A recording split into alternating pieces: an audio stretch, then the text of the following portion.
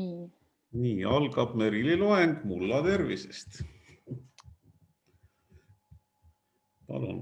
No nii. Ai, oota, ma pean.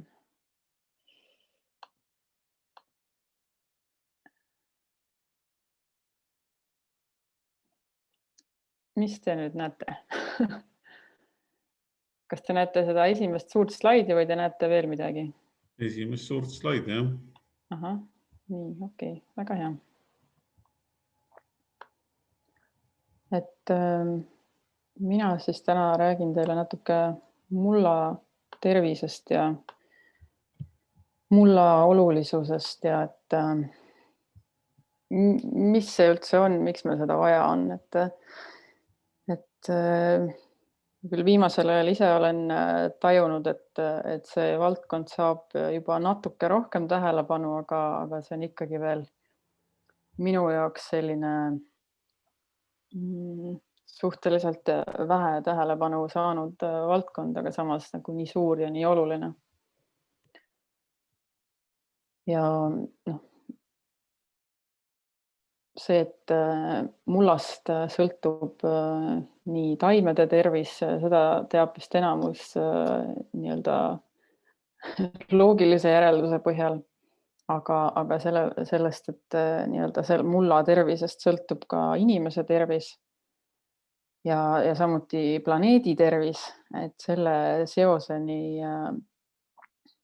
mina jõudsin ka alles nii-öelda, ma arvan, see oli üks 6 aastat tagasi, et kui ma olin Uus-Meremaal, käisin rändamas, siis oli seal ühes ökokülas ja seal nemad pöörasid sellele väga palju tähelepanu, et just, et kuidas mulda kasvatada nii, et see kasvataks meile sellised toiteväärtuslikud taimed, mis siis toidavad meid nii-öelda parimal viisil, et ka meie ise oleksime terved.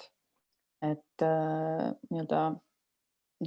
nii-öelda väike eeldus on see, et me saame toidust omale kõik vajalikku, aga tänapäeval see supermarketi toit on oluliselt vaesem, kui see oli 50 või 60 aastat tagasi. Mõnede artiklite väitel isegi 80% vaesem. Ehk siis, kui meil vanavanemate toidulaual oli, ütleme, see 100% see kapsas sisaldas mingisuguseid toitaineid, siis see kapsas, mis me tänapäeval poest saame osta, nii-öelda tavapõllumajandusest toodetud, et see väidetavalt sisaldab ainult 20% sellest, mis ta kunagi oli. Et jah, et meil on küll nii-öelda toit on olemas, aga ta on tühi. Et palju toredam oleks ju, et kui me saaksime süüa toitu, mis oleks ühtlasi ka meie ravim, et me ei peaks lisaks võtma mingisuguseid tablette ja asju, et ennast turgutada kogu aeg ja nii-öelda püsida sellel terviselainel. Et me suudaksime nii-öelda olla vastupidavad kõikidele nendele muutustele, keskkonnamuutustele, mis meid ümbritsevad. Aga kui nüüd rääkida natuke lähemalt sellest, kuidas mullateadlased mulda näevad või mida nad seal oluliseks peavad, siis nii-öelda mullateadlaste vaatevinklist on mulla tekketeguriks igasugused põhiliselt lähtekivimist saab ta alguse, aga siis olenevalt reljeefist ja taimedest, loomadest, kliimast, kus see paikneb ja inimese mõjutustest võib siis nii-öelda mulla teke olla mõjutatud. Ja et siis kõigi nende tegurite koosmõjus. Ja kui me vaatame mulda lähemalt, siis muld koosneb 25% ulatuses veest, veerand sellest on õhk, peaaegu pool on mineraalsed osakesed ja 5% on nii-öelda orgaaniline materjal. ehk siis orgaaniline osa, millest 80% moodustab huumus, et sellest räägime pärast lähemalt, mis see huumus täpselt on ja kuidas ta tekib. Ja 10% on sealt siis nii-öelda elusorganismid ja 10% on juured, taimede juured. Ja kui vaadata veel lähemalt, siis mida see mulla elustik endast kujutab, see 5% või õigemini sellest 5% siis see nii-öelda kümnendik. Et mulla elustik on tegelikult väga mitmekesine, väga nii-öelda rikas. Et kui meil on üks viljakas muld, siis ühes teelusiku täies viljakas mullas on rohkem elusorganisme kui inimesi maal. Et see on tegelikult hämmastav number, mis on nagu sellises väikeses koguses mullas. Ja seal on igast erinevad bakterid ja seened ja vetikad ja vihmaussid ja igasugused putukad ja ka mingid suuremad elukad ja kõik, kes seal elavad. Neid on väga, väga palju. Ja nad mängivad olulist rolli selles, et miks meil see muld on üldse selline, nagu ta on. Nii, aga nüüd mul on küsimus osalejatele, et võite oma mikrofonid sisse panna. Selline küsimus, et kui me vaatame seda pilti, siis siin oleks nagu selline mineraalosakesed on olemas, on õhku kindlasti seal nende vahel. Vett võib-olla nii palju ei ole, aga võib-olla natuke ikkagi on. Et kui me sinna nüüd isegi vett lisaksime, et kas meil siis on muld olemas või? Kas see on juba muld? Mingid taimeosakesed ka olevad? No, kuivand või mingi pealmine kiht siin kivide vahel nagu oleks, et siis justkui nagu hakkab ju varsti tekkima, kui on see. Ja mingid taimeosakesi siin on näha küll, jah. Aga mõtlen, et mis teeb sellest pildist nii-öelda selle mulla, mida me teame sellise mõnusa, koheva, tumedana, poorilisena, siukse mullana, nagu me aias tahame näha, et seal taimed kasvaksid. Seesama protsess, mis seal nende teelusikade sees toimuda saab. Ja mis see käivitav tegur seal taga on? Mis see võib olla? Niiskus äkki või? No ma ütlen, paneme siia vett ka ja et siis ikkagi päris see ei ole. Tegelikult sa ütlesid juba ennem ära, et see elustik, jah. Taimed. No elustik on ka vaja, aga nii-öelda see öeldakse, et nii-öelda muld on elu alus, aga muld tegelikult ei ole see mootor, mis seda süsteemi veaks.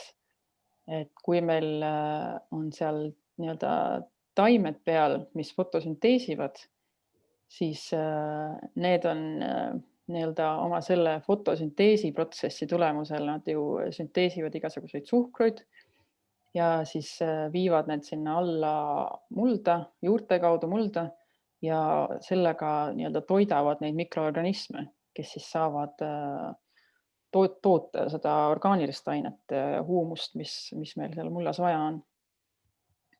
Ehk siis see käivitav tegur on taimed ja see tore protsess nimega fotosüntees. Et see on meil väga, väga nii-öelda haruldaselt mõjus protsess siin maakeral, mis toidab meid kõiki ja on paljude nii-öelda süsteemide aluseks. Et sellest räägime ka pärast natuke lähemalt.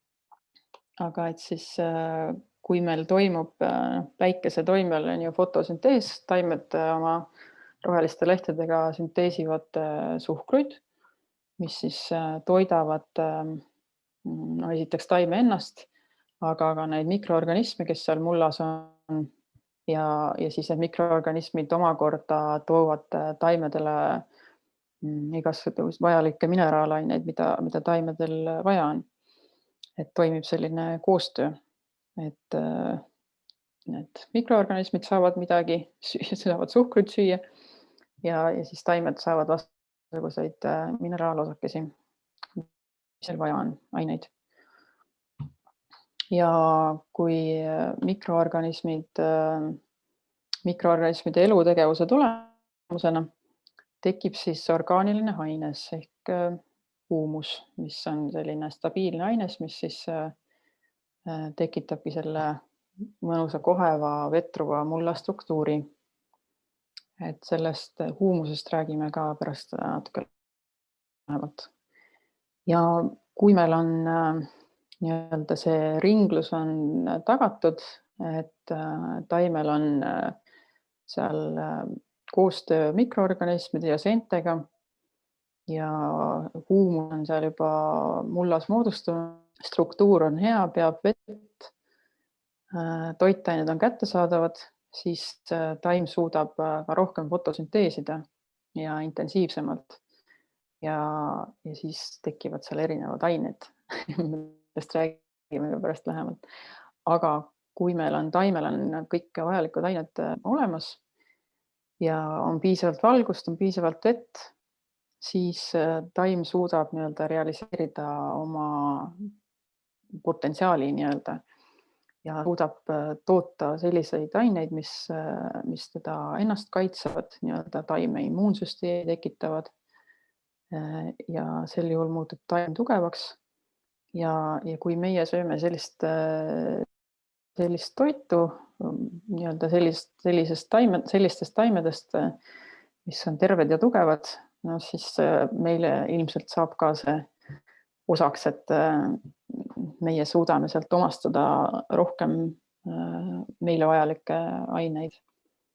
Ja see on nii-öelda meie jaoks selline tervislik toit ja hoiab ka meid tervena. Ehk siis fotosüntees, väga oluline. Aga räägime siis natuke sellest huumusest, et mis asi see on ja kuidas ta moodustub. Et kui meil on mullas selline surnud orgaaniline aines, siis erinevad nii-öelda lagundajad, seened hakkavad seda ainest lagundama ja siis nii-öelda tekivad seal erinevad humiinained ja humiinapped. Ja et see on nii-öelda üks protsess, et saavad lagundavate seente abil moodustub. Ja teine protsess, mille kaudu see huumus moodustub, on mükorrhiza seente kaudu, ehk siis elusate taimedega sümbioosis olevate seente kaudu. Ja see huumus toimib mullas kui liimaine, et ta hoiab kinni neid mineraale, mis muidu võib-olla sealt veega välja uhutakse. Või siis ta on ühtlasi ka koduks nendele mikroorganismidele, et selline nii-öelda poorne pinnas, kus peal siis mikroorganismid saavad elada ja paljuneda, et neil on alati vaja mingisugust sellist kihti või mingisugust pinnast, mille peal elada. Ja kindlasti mulla struktuuri, reguleerib veeringlust. Ja siis kuna see huumus enamasti koosneb süsinikust, et siis mida rohkem meil on mullas huumust, seda rohkem on meil seal talletatud süsinikku.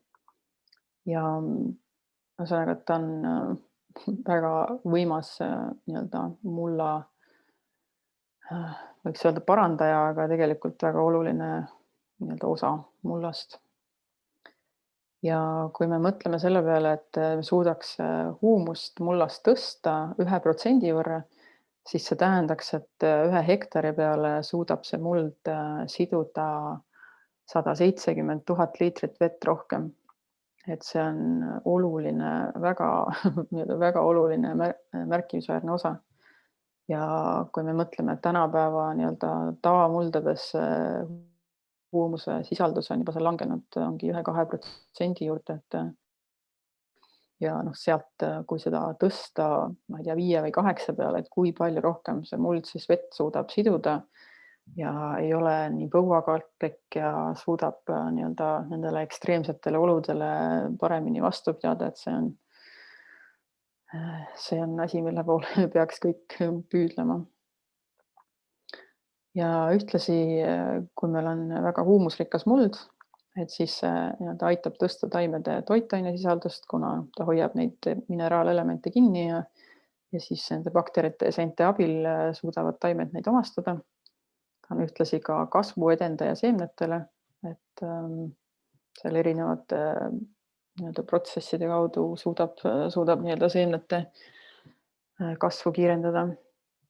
Vähendab ka kemikaalidega saastamist, et kui meil on nii-öelda ta on puhver, et kui meil mingisugune saaste satub mullale, siis see huumus suudab seda siduda niimoodi, et ta ei ole siis kahjulik või ei avalda nii suurt kahjulikku mõju taimedele. Ja et huumus on siis selline mineraalne ja mikroobne baas tervele taimele. Ja kui me mõtleme nüüd, et seda huumust tekitada, see on suhteliselt ikkagi aeganõudev protsess. Et kõigepealt seal, nii-öelda kui me mõtleme kas või komposti tegemise peale, et kui me laome seal 1 kuupmeetri hunniku komposti, siis kui see on täiesti ära lagunenud, siis jääb sealt järgi ainult võib-olla 1/10. Et see on nagu väga palju materjali läheb selleks nii-öelda tarvis, et kas või natukene seda huumust või orgaanikat juurde tekitada. Aga on nii-öelda looduses ka looduses see otseselt ei toimi, aga inimese kaasabil saab paljusid looduslikke protsesse kiirendada. Ja üks selline kiirendi või aseaine huumusele või hästi sarnane aine on biosüsi.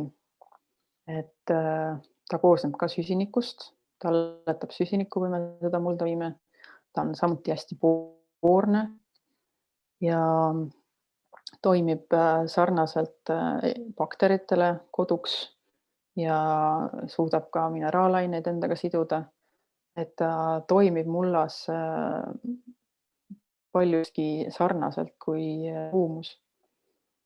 Aga selle nii-öelda mulda viimisel peab kindlasti arvestama siis sellega, et kui me lihtsalt selle palja söe või purustatud söe sinna mulda viime, siis ta imeb nii-öelda nagu see aktiivsüsi, mis me endalegi sisse sööme, kui meil kõht valutab, et ta imeb kõik need toitained ja bakterid sinna endasse ja siis see tähendab, et mullast jääb seda vähemaks nii-öelda tol hetkel. Hiljem ta muidugi vabastab uuesti, aga esimesel hetkel, kui seda mulda viia, et siis ta võib nii-öelda taimede kasvu hoopis aeglustada ja pärssida. Et sellepärast on ülioluline seda biosütt ennem nakatada, nii-öelda inokuleerida, kas siis bakteritega, pannes seda kompostee sisse või virtsavee sisse ligunema või siis sinna uriini nii-öelda peale uriini sees seda leotada, et ta küllastuks selle lämmastikuga, et nii-öelda täita see materjal ära siis ennem igasuguste mineraalainetega ja ka bakteritega, et siis, kui me ta juba mulda viime, siis on ta juba nii-öelda laetud ja saab nii-öelda kohe hakata mullas positiivselt mõjuma. Ja hiljuti nägin ühte toredat filmi The Need to Grow, et kui keegi veel juhtub seda nägema, see on hetkel, tal oli alles tasuta vaatamine, aga seda kahjuks enam ei ole, et nüüd peab nii-öelda ostma selle vaatamise õiguse endale.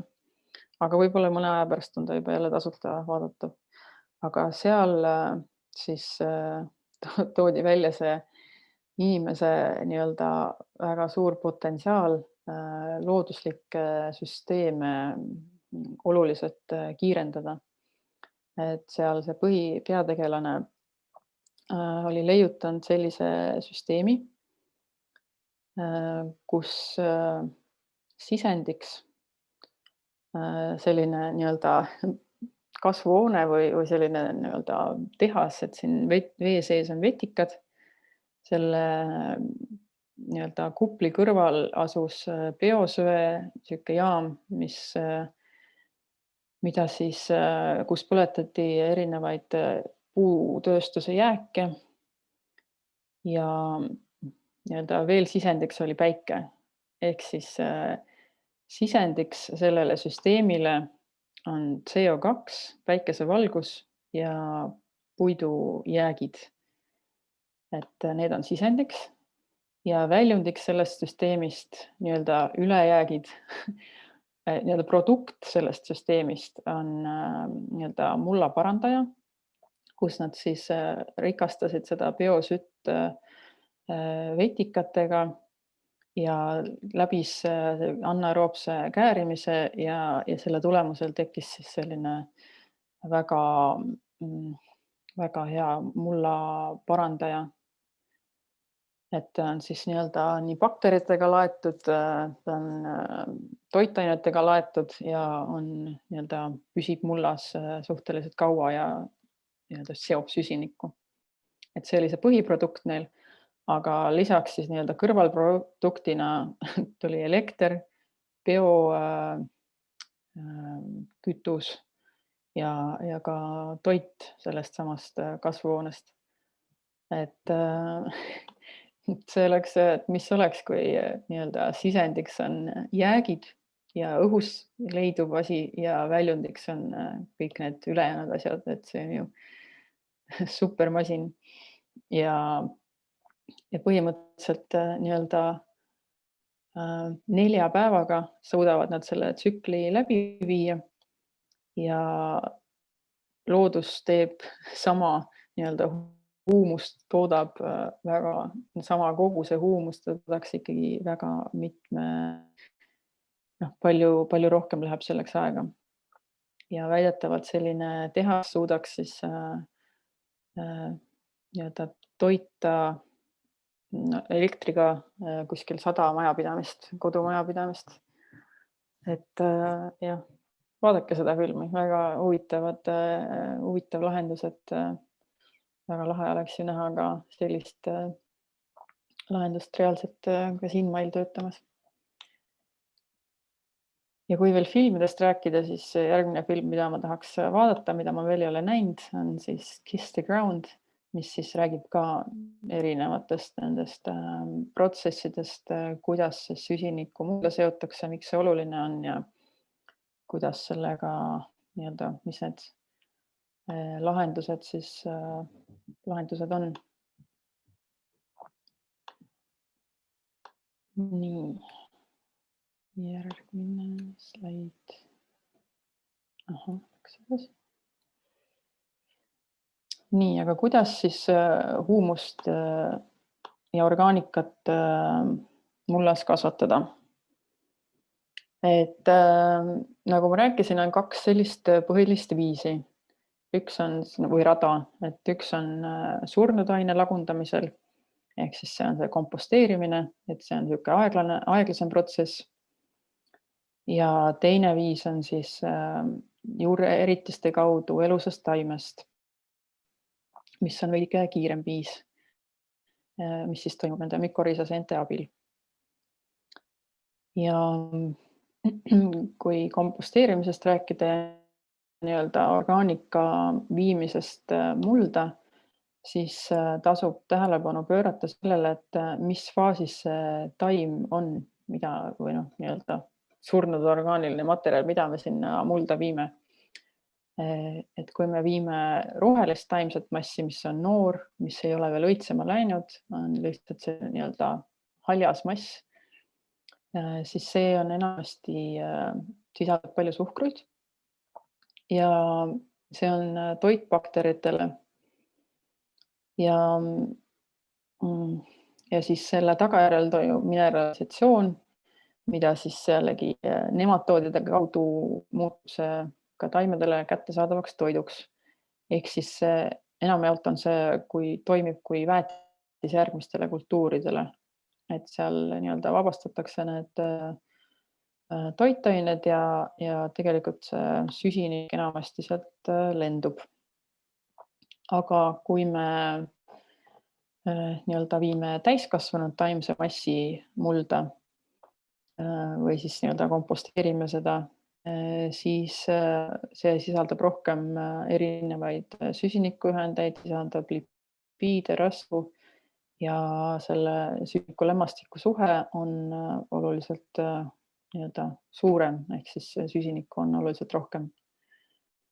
Ja kuna see sisaldab lipiide ja selliseid keerukamaid ühendeid, siis see on eelkõige toit seentele. Ja kui seened seda lagundavad, siis nende elutegevuse tagajärjel toimub see humifikatsioon ja siis seotakse see süsinik mulda ehk tekib see huumus. Ja teine viis on siis läbi nende juureeritiste, kus siis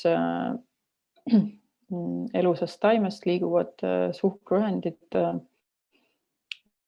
juure kaudu mulda, kas siis bakteritele ja siis nii-öelda see on see mükoriisa kaudu toimiv rada. Nii, siin on üks selline tore joonis, mis näitab nii-öelda selle erinevat taimede lagunemise sellist protsessi või taimedest kas siis lagunemise protsess või siis taime eritiste kaudu toimuv protsess, et taimed fotosünteesivad ja nii-öelda saavad need produktid sinna mulda, siis toimub kõigepealt see bakteriaalne lagunemine, mineralisatsioon ja siis erinevad nii-öelda teised metaboliid seal tekivad, mille tagajärjel siis ka nii-öelda seened suudavad neid või tahavad neid seedida ja seente seedimise lõpp-produktina siis toimub see humifikatsioon. Nii, aga kui me nüüd räägime sellest tervest mullast, siis mida see tähendab? Et võiks öelda, et terves mullas on teatud nii-öelda tunnused. Et kui ennem rääkisime nendest mikroobidest ja seentest, kes seal elavad, et siis kui nende mitmekesisus seal on suur, siis see muld liitub nagu taime seedesüsteem. Et kui meil on nii-öelda seedesüsteem on kehas sees, siis taimel võiks öelda, et see seedesüsteem on nii-öelda mullas ja taime juurtest väljaspool. Et kui me mõtleme, et taime juured on nagu sõrmed, et sellise nii-öelda paksusega, et siis need mikroobid või mükoriisa seened, kellega nad sümbioosis on, nende hühvid on umbes nii peened nagu mul juuksed. Ja kui nüüd mõtlete, et millistest ragudesse need taimejuured suudavad minna ja kuhu need nii-öelda juuksepaksusega hüüfid suudavad ronida, et siis hüüfidel on nii-öelda oluliselt suurem areaal kaetud ja taimed on siis tänu nendele ka suudavad neid toitained saada palju ulatuslikumalt kätte. Ja nagu enne rääkisime, et taimed viivad siis neid suhkruid sinna mulda ja saavad vastu mineraalaineid, et siis nii-öelda taimed nii-öelda saavad toitu oma kehast väljaspool. Ja kui veel rääkida mulla tunnustest, mis on tervel mullal, siis taimed vajavad palju erinevaid mineraalaineid ja mikroelemente, eriti et toota igasuguseid ensüüme ja nii-öelda nende koofaktoreid ja moodustada valguühendeid, mis siis aitavad taime immuunsust tõsta.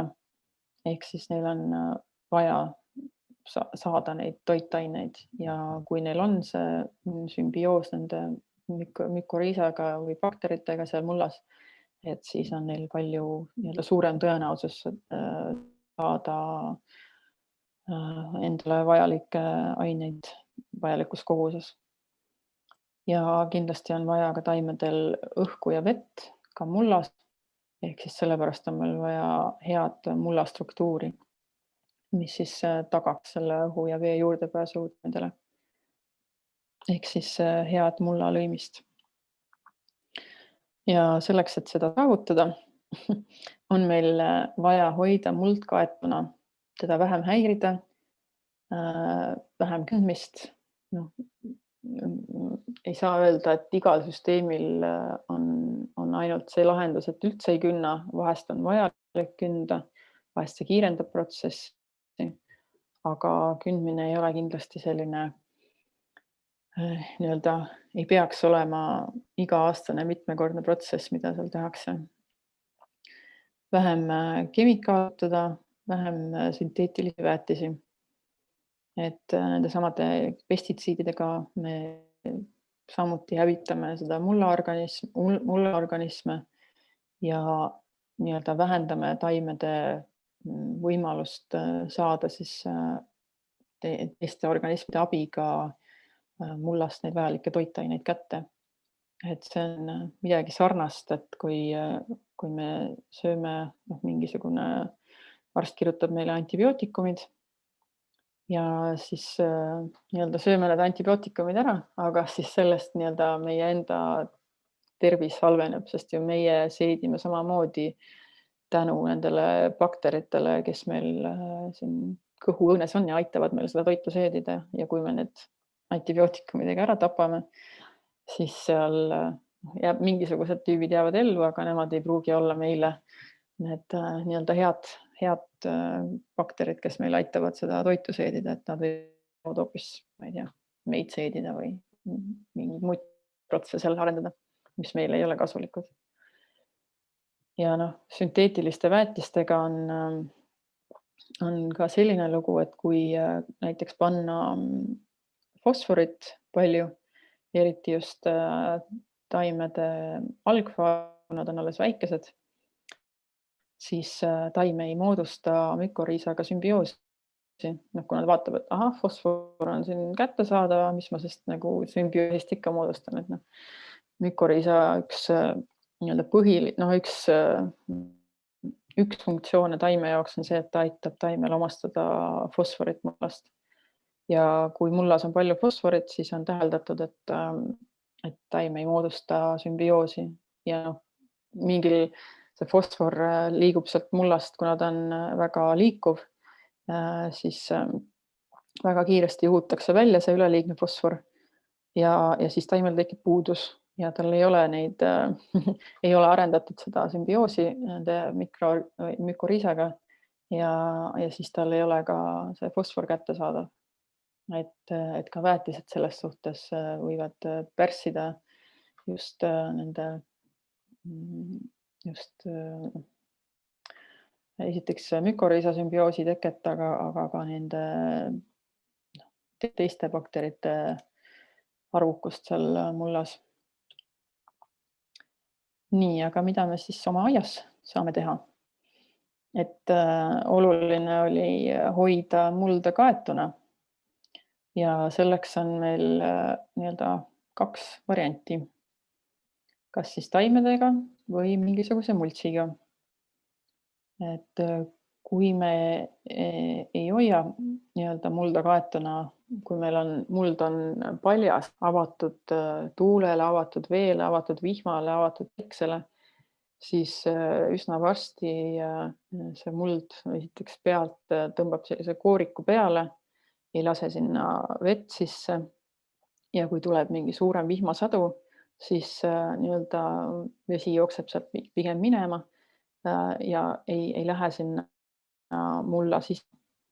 Ja kui on tugev vihmasadu ja vihmapiisad, siis need vihmapiisad seal mulla peal ka nii-öelda lõhuvad seda mulla struktuuri ja ei saa enam toimuda seda nii-öelda kapillaartõusu, mis muidu varustab taimi veega, et kui seal mullas on niisugune hea struktuur, siis see vesi sealt alumistest kihtidest tõuseb ise mööda neid väikeseid mulla osakeste vahelisi kapillaare, tõuseb sinna ülesse.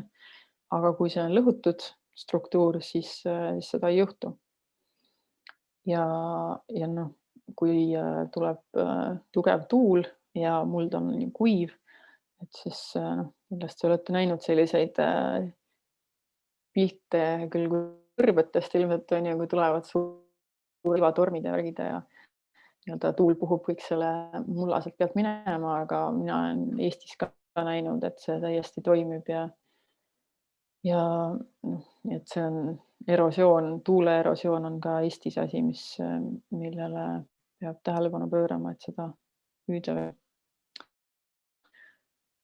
Aga kuidas seda siis teha?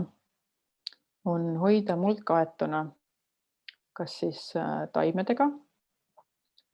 Saame külvata, kui meil on näiteks mingisugune põhisaak, ütleme seal oma aias, võtate augustis küüslaugud ülesse või sibulad, et siis saab kohe külvata midagi muud sinna asemele. Võib ka isegi nii-öelda varem, et kui te teate, asi idaneb seal paar päeva, et siis, aga hiljem on võib-olla lihtsam. Et võtate oma küüslaugud ülesse ja külvate sinna mingisugust vahekultuuri. Ja see vahekultuur võib siis olla selline, mis jääb sinna ainult selleks sügiseks. Et näiteks on see taikoni redis või sinep või tatar või kaer või herned, kiirekasvulised taimed, mis siis külvatakse sinna selleks, et hoida muld kaetuna. Ja kui me hoiame taimedega kaetuna, siis ühtlasi saavad ju ka need mikroorganismid seal mullas süüa, et taimed fotosünteesivad ja annavad seal suhkruid mulda ja siis me toidame ka neid mikroorganisme seal mullas. Et ei ole nii, et 5 kuud mikroorganismid saavad süüa ja siis teised 7 kuud ei saa. Et neile tuleb ka võimalikult kaua seda süüa anda. Et nad seal ikkagi paljuneksid ja et neid oleks rikkalikult. Ehk siis vahekultuurid ja võib ka panna selliseid, näiteks kui panna kaera, siis vara, aga kui juba augustis panna, siis ta jõuab kasvatada omale piisavalt suure sellise massi ja siis kevadel toimib kui mults. Et siis saate kohe sinna mingisuguseid taimekesi juba kohe sisse istutada, et mults on olemas, juured on olnud seal talvel mullas, hoidnud seda kõik süsteemi paigal ja lagundajad on juba hakanud seda kõike lagundama ja nii-öelda vabastavad ka neid toitaineid. Aga on võimalus panna ka näiteks talivilju, näiteks talirukist. Aga sel juhul peab kevadel selle rukki sinna siis sisse nii-öelda kas siis kuidagi nii-öelda kõblaga või siis selle ratastraktoriga, et kuidagi nii-öelda sisse künda. Ja rukki eelis on see, et ta väga hästi toimis, kuna põhimõtteliselt läbi see rukis sai kasvada ja toitis talv läbi seda peenart ja et oli nagu kogu aeg roheline. Ja. Siis veel võimalusi, kuidas taimedega muld hoida kaetuna, on allakülvid põhikultuuri alla. Näiteks võib valget ristikut kapsa alla panna. Et kapsas on juba nii-öelda natuke suurem, et sealt vahelt saate esimesse umbrohud ära külvata ja siis panna ristiku. Ristikul on muidugi see häda, et ta jääb sinna kasvama. et siis peate temaga hiljem nii-öelda tegelema, et kuigi ta on liblikõieline ja sünteesib või aitab ka lämmastikku siduda, aga temast võib olla raske lahti saada, kui tahate sinna midagi sellist panna, mis ei suuda tast üle kasvada. Et seemnest näiteks on raskem panna hiljem siis. Aga teda saab ka alati nii-öelda kõblaga pealt maha ja siis mitu saaki ühelt peenralt. Et nii-öelda ajaline järgnevus, et planeeridagi ära, et okei, kevadel on mul seal mingisugused aasialeht köögiviljad või mingid salatid. Suvel on mingisugused muud asjad, mis seal võivad olla nii-öelda suveperioodi ja siis sügisel jällegi midagi muud, et kui me oleme selle juba ära võtnud või siis on et 2 korda järjest, et ei oleks nagu, ei tekiks seda varianti, et peenar on tühi. Et alati kohe vaadata, et mida sinna asemele panna.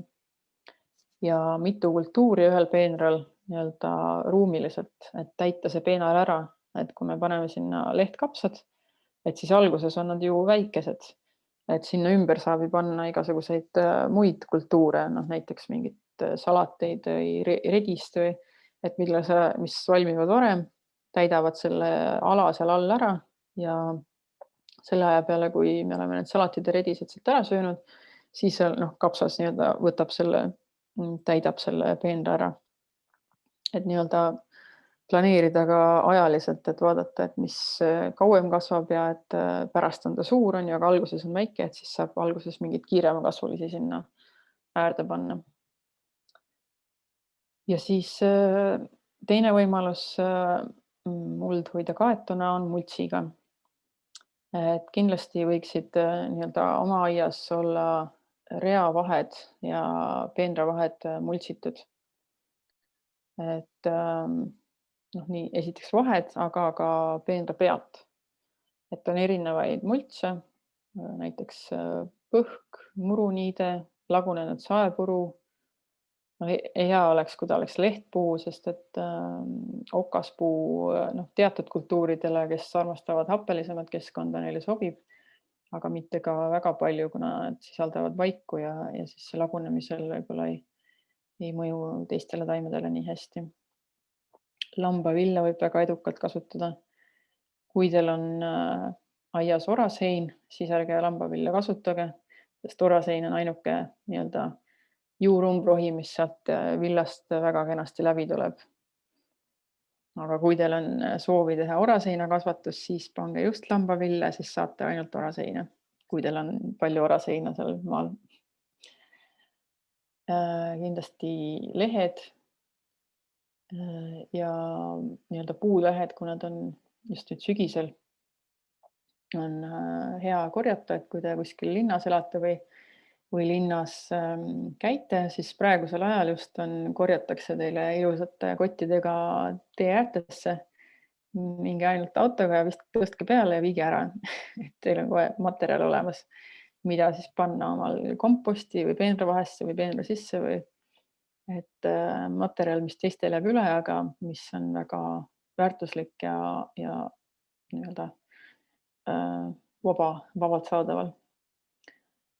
Ja noored umbrohud, et kui seal rohida, mis ei ole just juurumbrohud, nagu orasein ja kassitapp ja naat, et kui on nii-öelda seemneumbrohud, mis ei ole läinud, et siis need kindlasti panna sinna kuhugi reavahesse või sinna taime kõrvale, et ei ole vaja neid kuhugi ära viia. Ja papp muidugi, ajalehed ka, et kõik, mis nii-öelda orgaanika on, et seda saab kasutada. Võib-olla muruniite kohta veel, et seda peab natuke jälgima, et muru sees ei oleks need taimed seal õitsema ja seemnesse läinud, kui niidate. Et kui suhteliselt tihedalt see iga 2-3 nädala tagant niita, siis nad enamasti ei jõua õitsema minna. Aga kui jääb juba natukene pikemaks see vahe, siis peab vaatama, et võib-olla see muruniide siis kohe sinna peenra peale ei ole nii hea mõte, et seal võivad muidu kohe need mingid tüübid kasvama hakata. Ja ja siis talveks kinni katta kindlasti. Et praegu on just hea aeg. Pange peenartöö peale, lehti, põhku, mis iganes kättesaadav on, mingi orgaaniline materjal. Et praegu oleks hea need kõik peenrad millegagi ära katta ja noh, siis võib ju mingi katte peale panna, kui väga tuuline on, et kardate, et puhub lehed ära. Aga noh, kui sajab, siis need lehed on märjad, ei liigu kuhugi.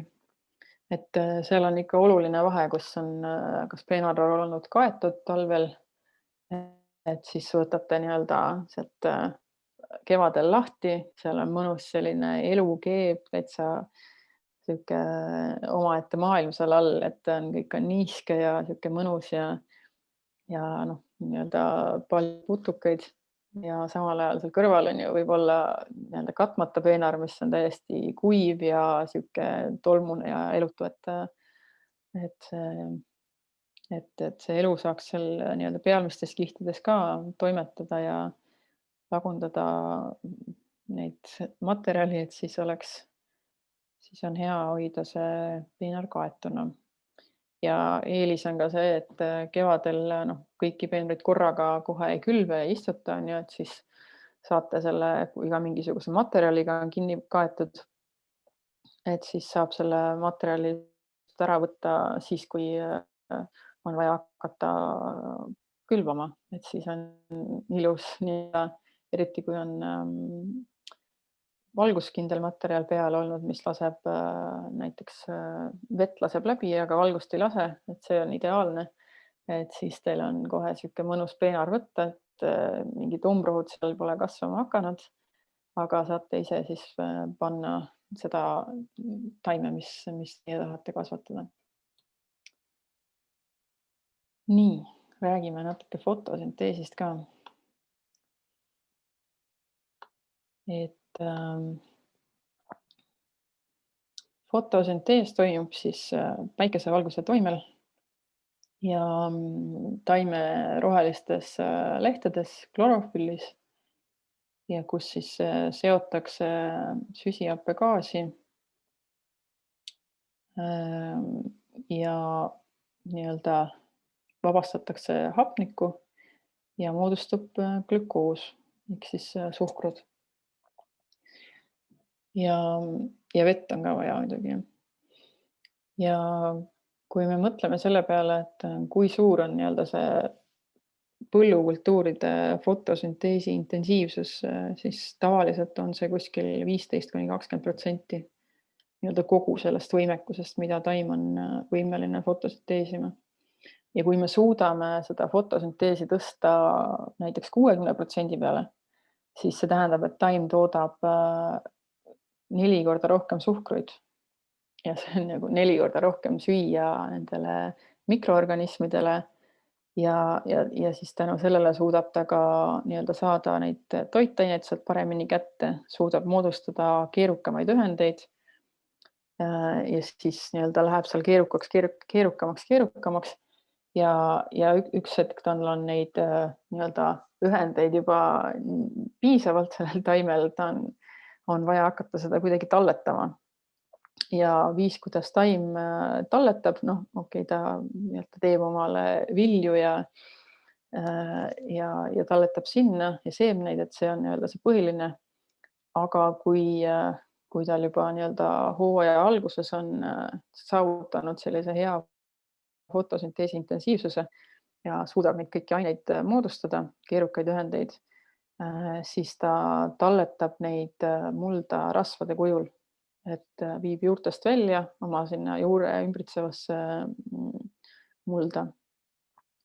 Et siis hiljem nii-öelda seda, kui on jälle tekib mingisugune puudus, et siis saab seda hiljem kasutada, et paneb nagu tagavaraks. Ja noh, sellel nii-öelda teised siis just neid rasvu ja lipiide, just need seened hakkavad siis ka lagundama ja sööma ja siis moodustavad sellest huumust, nagu me enne rääkisime.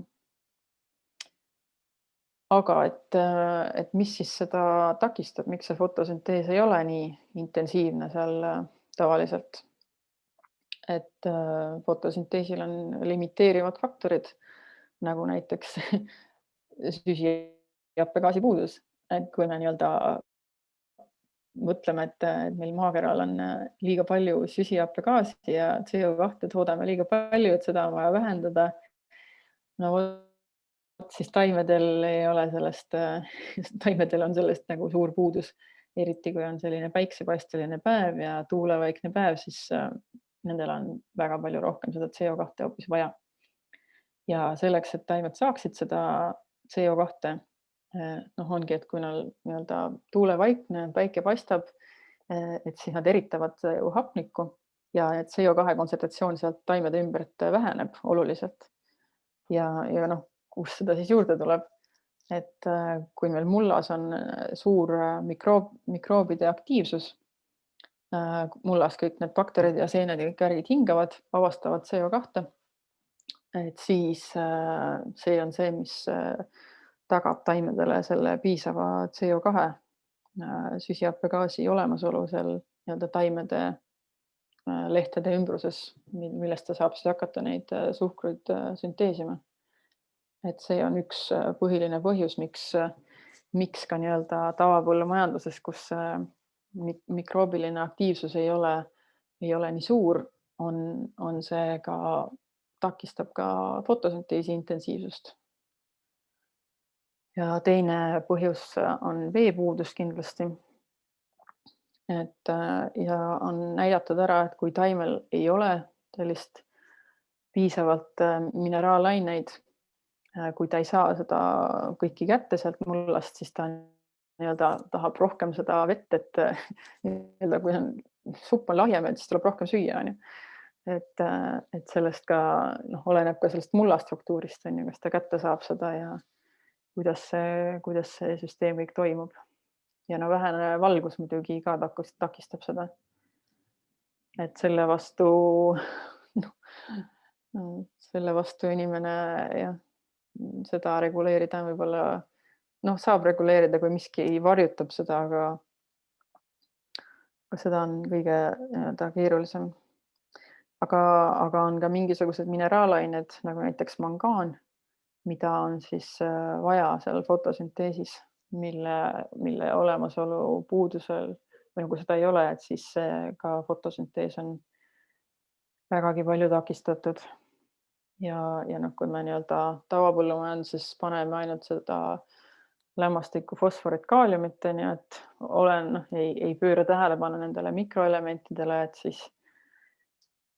siis võivad tekkida teatud sellised nii-öelda võtmeelemendid, mille puudusel kogu süsteem lihtsalt toimib palju aeglasemalt ja ebaefektiivsemalt. Ja kuidas me siis saame suurendada fotosünteesi?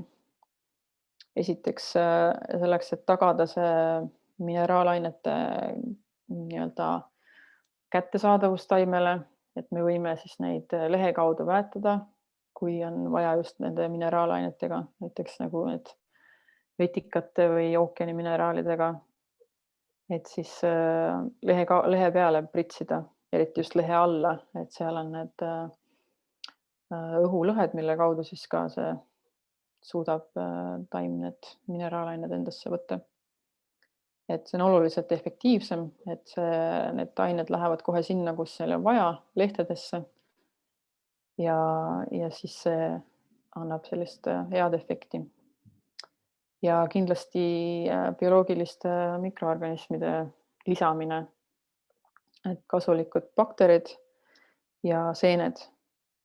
Ja kui me mõtleme, et kuidas neid kõige paremini sinna mulda viia, siis üks oluline nii-öelda samm on kindlasti, kui istutada taimi, et siis enne need istikud või need väikesed taimekesed juba siis ennem nakatada ära, kas siis mükoriisaga või kasulikke baktereid nii-öelda kasta neid nendega, et need oleksid juba seal kohe seal juures olemas.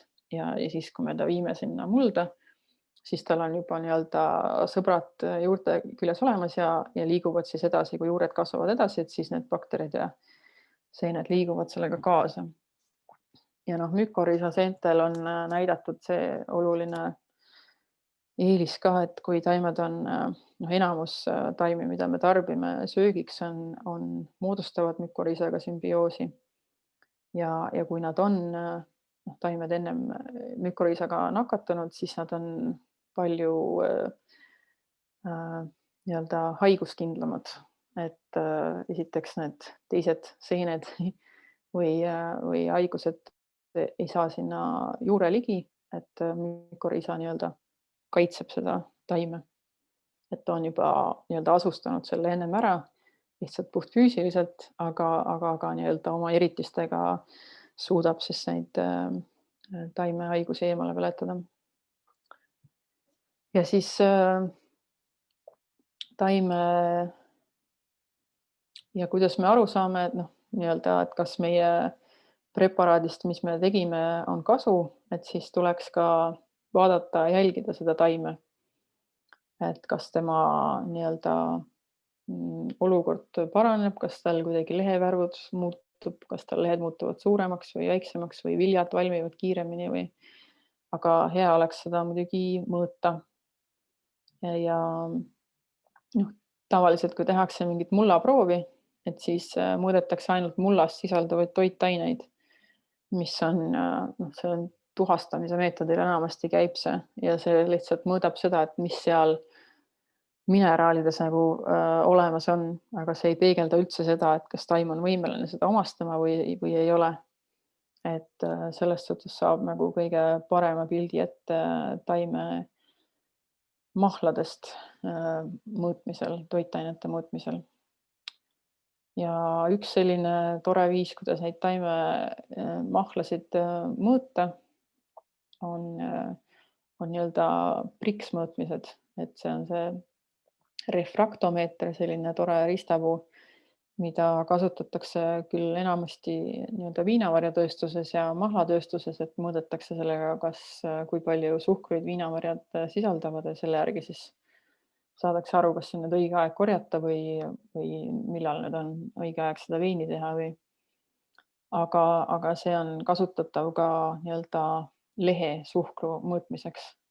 Et on küll hästi, peab teadma, ja peab kindlal kellaajal päevast võtma seda nii-öelda lehe mahla ja kindlast kohast, et suhteliselt värskest lehest ja mõjutab ka see, et kas päike paistab või on pilvine või on, taimed tunnevad ka ette näiteks torme, et kui on tormid tulemas, siis paar päeva ennem taimed viivad rohkem suhkruid omal juurtesse ja see jälle mõjutab seda tulemust. Et nad peab neid faktoreid peab teadma, et mis võivad parajasti mõjutada, et saaks nagu võrrelda. Aga sellise üldisema ettekujutuse ta meile ikkagi annab, et kui meil on ikkagi väga madal see lehe suhkrusisaldus, siis ta nii-öelda ei ole nii elujõuline taim, kui ta võiks olla.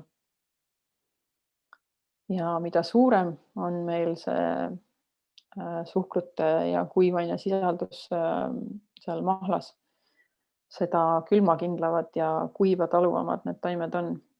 Ja see nii-öelda Brix lehest, et see näitab ka nii-öelda mineraalainete sisaldust mingil määral seal taimes. Ja et mida kõrgema selle Brix väärtusega taimed, seda toitained rikkamad nad on, et meile ka.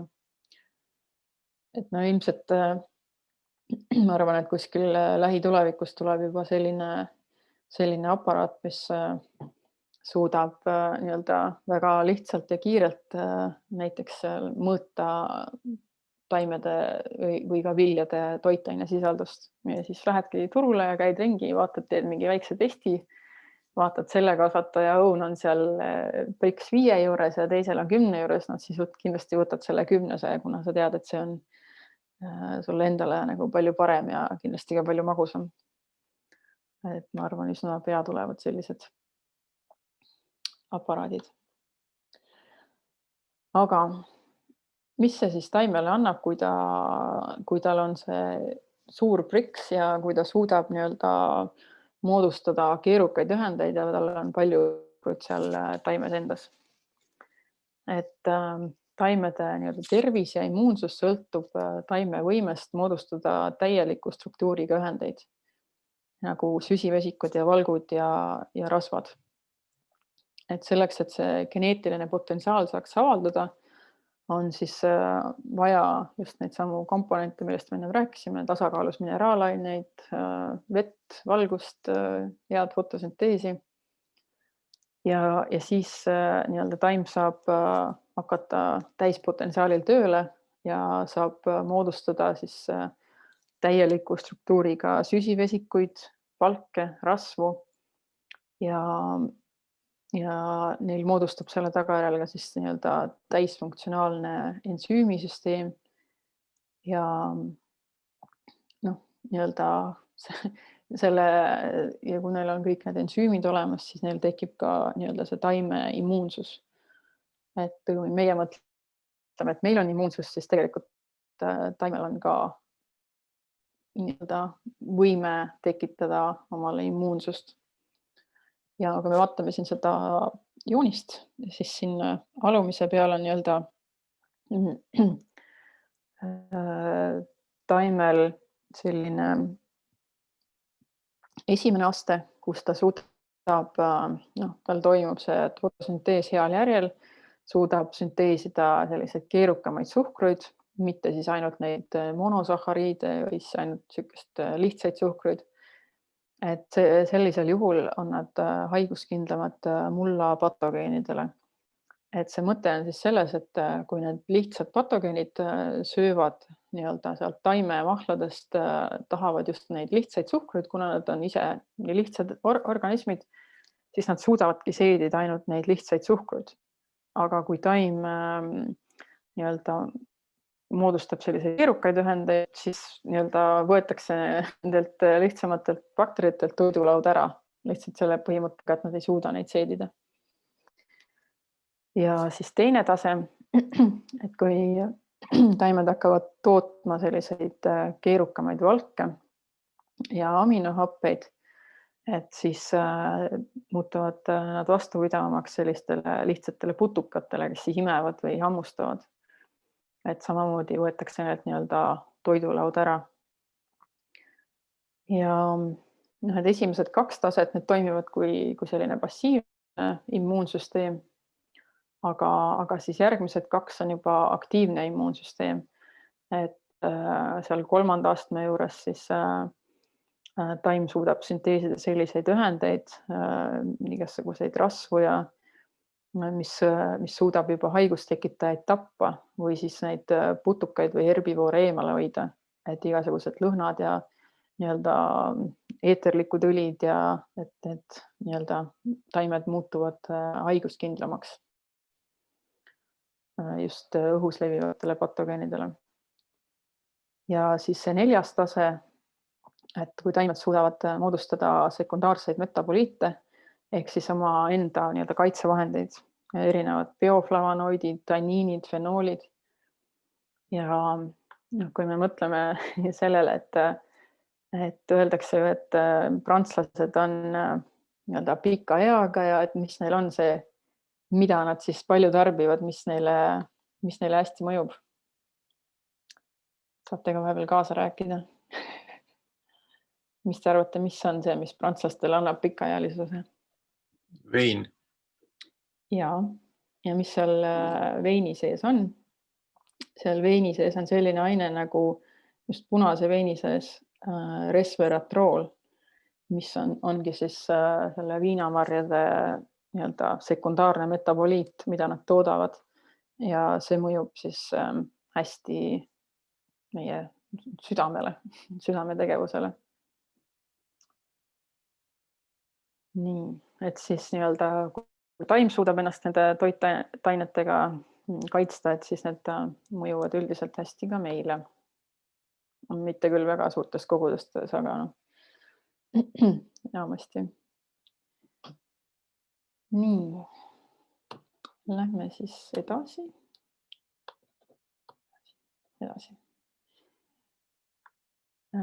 Selline teema nagu seemned. Ja miks need on olulised?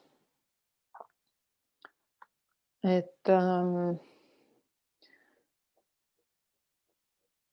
kui nagu me ennem rääkisime sellest, et meie toitained meie nii-öelda tavatoidus on vähenenud peaaegu 80%, siis seemnetega on nii-öelda nende vanade seemnetega on lugu tegelikult veel hullem, et arvatakse isegi, et ligi 90% nendest seemnetest, mis meil kunagi on olnud, no ütleme 100 aastat tagasi või natuke rohkem, et 90% nendest on kadunud, kuna meil on maailmas umbes 5 organisatsiooni või ettevõtet, kes toodavad seemneid, enamasti seal piirkonnas, kus on kõige soodsam toota, näiteks Uus-Meremaal, seal toodetakse palju seemneid.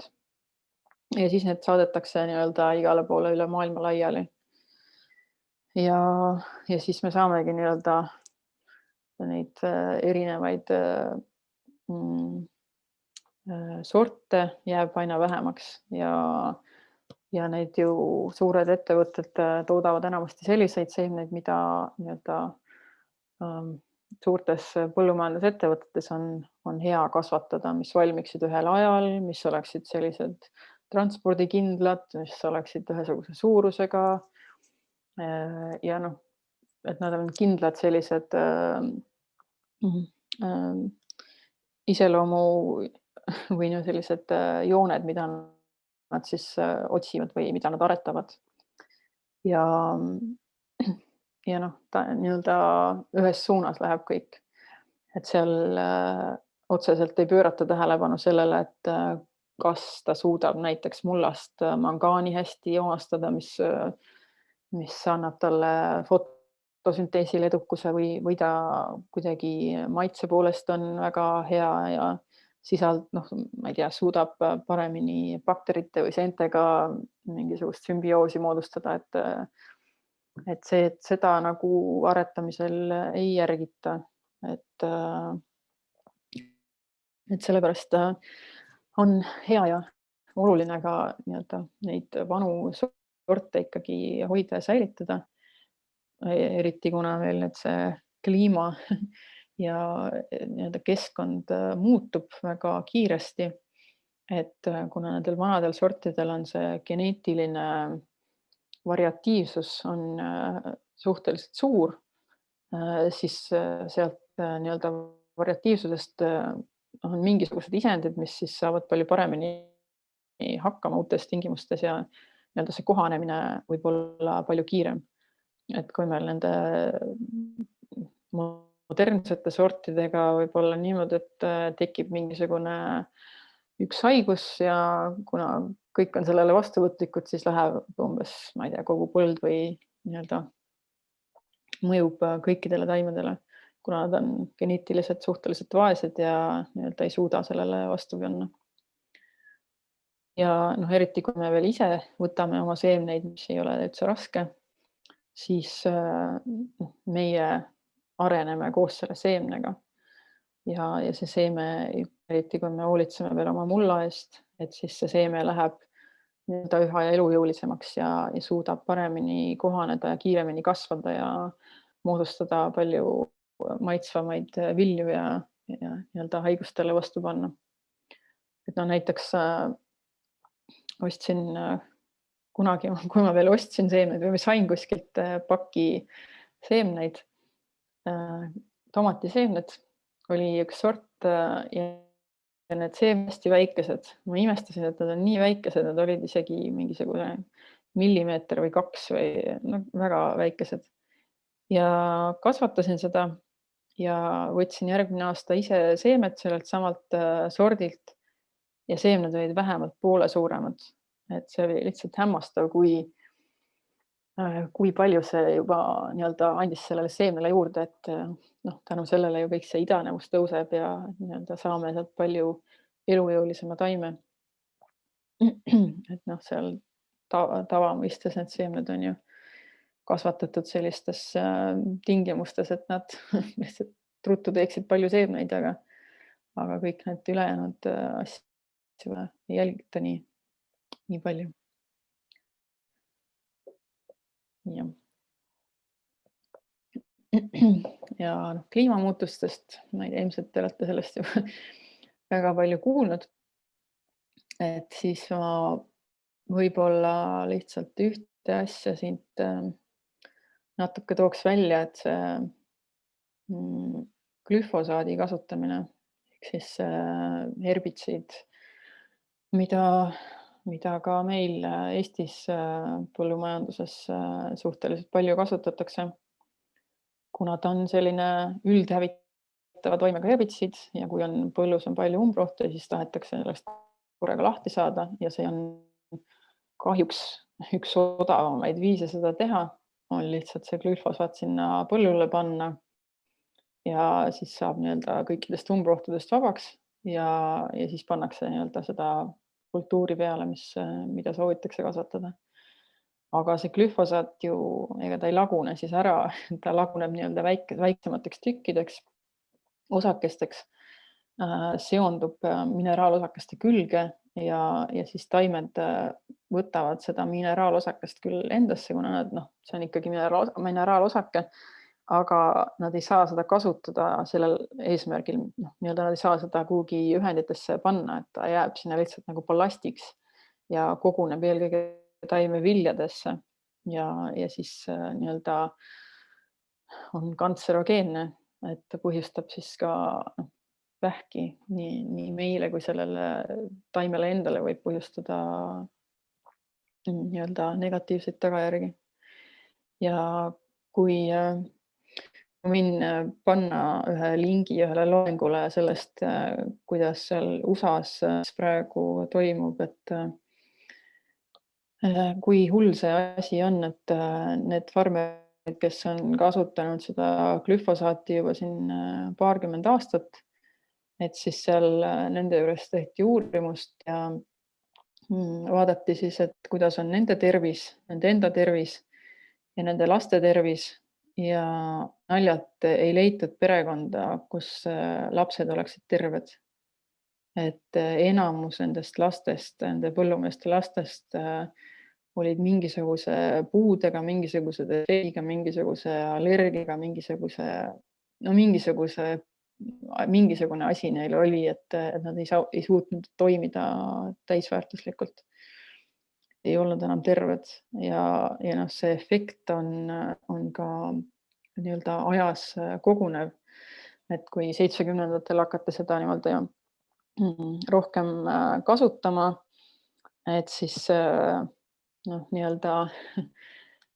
praegu on juba varsti 3. põlvkond peale seda ja hiirte peal on näidatud, et kui esimene põlvkond, kes selle glüfosaadiga kokku puutus, et siis temal otseselt ei juhtunud midagi, aga teisel põlvkonnal, kes enam ei puutunud glüfosaadiga kokku, aga põlvnes siis sellelt esimesed, kes juba puutus, siis temal ilmnesid juba mingisugused häired ja sellelt järgneval põlvkonnal 3. põlvkond oli põhimõtteliselt juba suguvõimetu.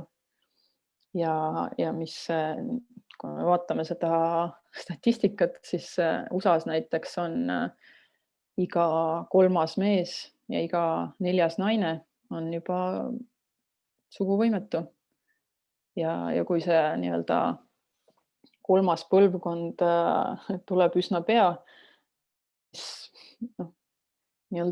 ise teeme omale selle teene, et vähendame seda rahvastikku siin väga oluliselt just tänu sellele, et me kasutame midagi sellist, mille mõju me ei ole osanud või tahtnud hinnata, kuna seda on nii mugav kasutada. See on kiire lahendus ja see ei sunni meid kaugele ette mõtlema. Mul on siin küsimus. Ja.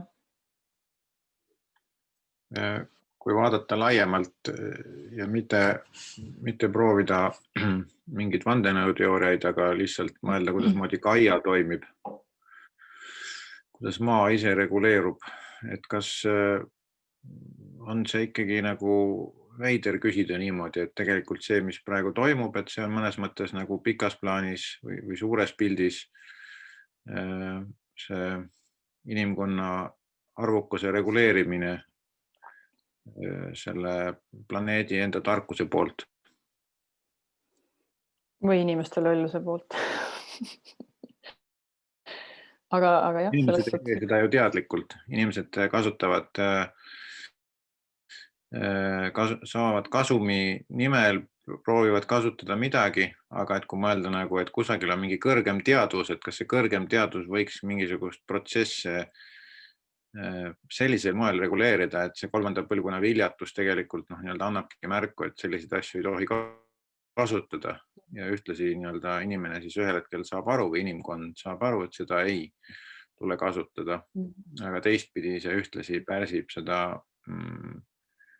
ülemäärast populatsiooni vohamist ka inimliigi mõistes.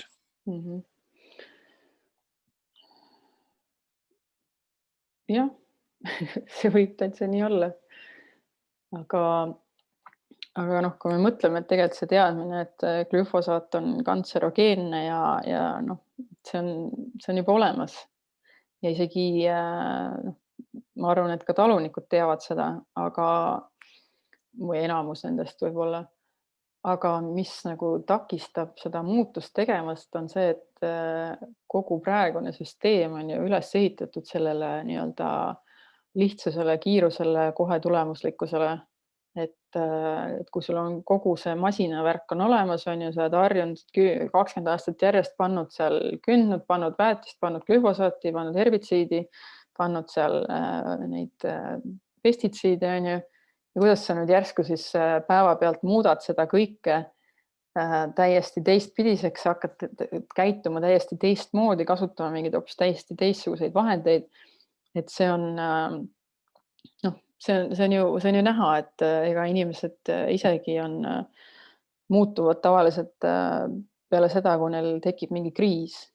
Et siis on inimesed kõige altimad muutustele ja on valmis leidma mingit uut lahendust.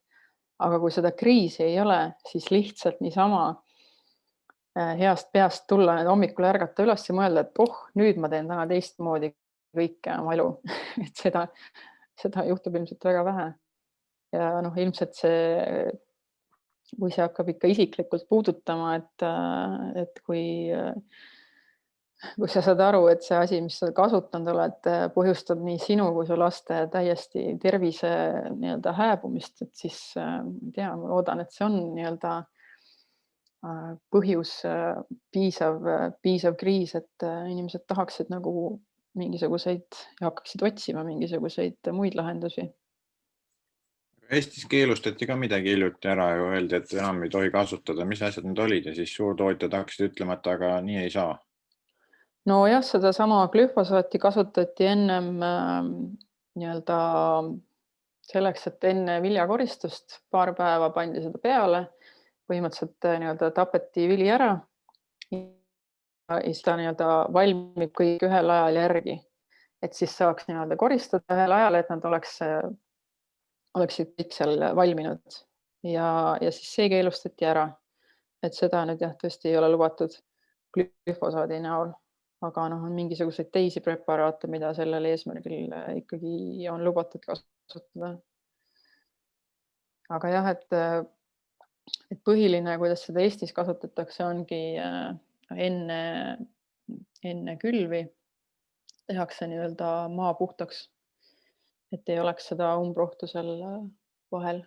Kõik peab olema monokultuurne. Ühte kultuuri tahame kasvatada. Aga mida sa näed, et mis selle sellise keemilise põletatud maa taktika vastu päriselt suures plaanis nagu aitab? Kus on see koht, kus kasumile orienteeritud suured põllumajandustootjad päriselt saavad aru, et mis on see hoob, mis paneks neid nagu teisiti toimima? Mitte et keelud ja käsud, vaid nemad on ju orienteeritud kasumi tootmisele ja nemad ei mõtle oma kolmandale põlvkonnale, kes võib natukene viljatuks muutuda. Ma arvan, kõige parem motivaator ongi see, et kui näidata, et esiteks tarbijad eelistavad teistsugust toitu ja nõus sellest rohkem maksma, ehk siis talunikud saavad mingisuguse sellise toote eest, mida nad on tootnud sellisel säästval ja nii-öelda taastaval viisil, et nad saavad selle eest oluliselt rohkem nii-öelda kasumit. Ja teiseks, et kogu see süsteem ise on nii-öelda, et see tootmine on kasumlikum. Et võib-olla siis ongi vaja rohkem selliseid näiteid sellistest tootmistest, kus see asi on juba pandud nii-öelda töösse ja toodab kasumit. Et ma arvan, selle on pealt see päris on nagu nii? kõige parem. On see päriselt nii, et kas tarbija eelistab ja kas ta üldse saab hinnas vahest aru ja kas ta saab kvaliteedi vahest aru? Suures pildis tundub, et ei saa. Mulle tundub ka, et veel ei saa, et enamasti inimesed ikkagi eelistavad seda odavamat toitu, kuna jah.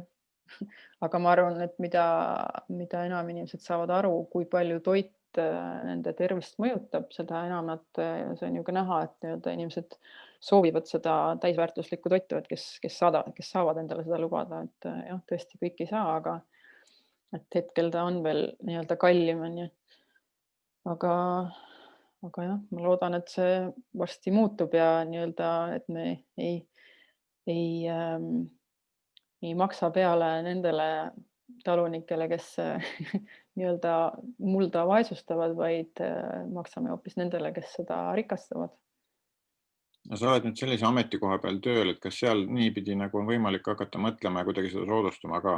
Et tegelikult see, mis sa ütlesid praegu välja, see on nagu nii suur asi, et kas päriselt oleks nagu võimalik selles suunas kuidagi nähtavate mingite sammudega liikuma hakata?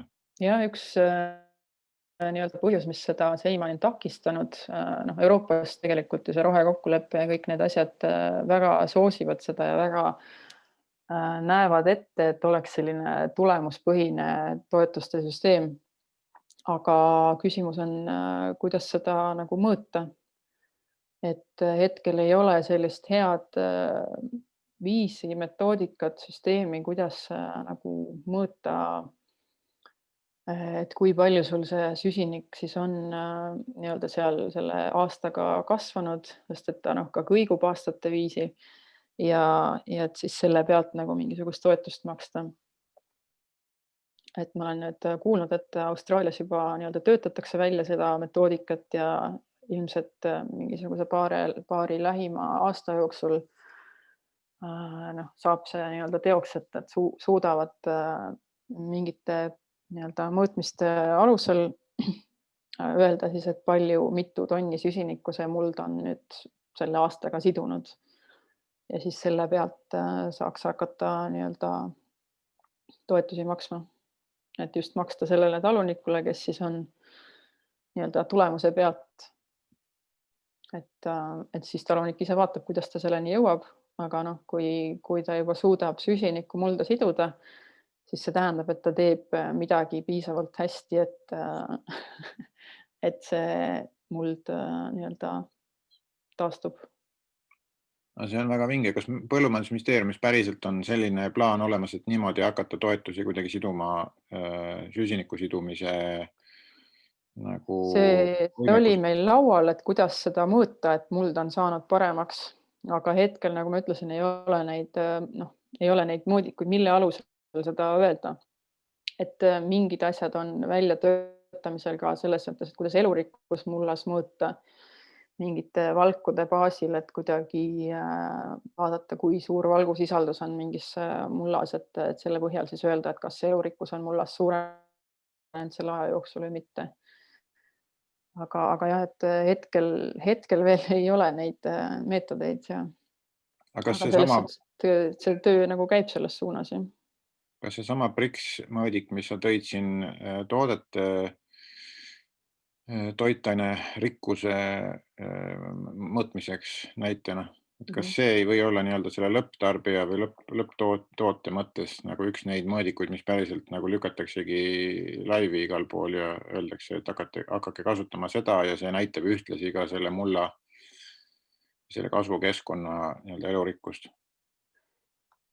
Ta ei ole päris nii üks-ühene, et nagu ma ütlesin, seal on palju tegureid, mis seda näitu mõjutavad.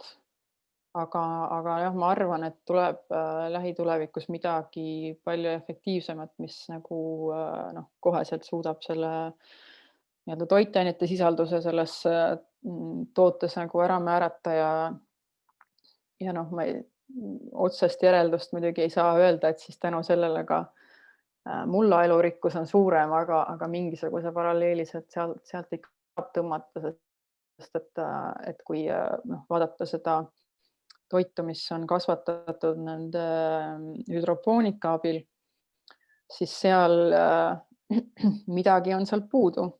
See ei ole sama täisväärtuslik kui mullas kasvanud toit, et seal on nagu vahe olemas.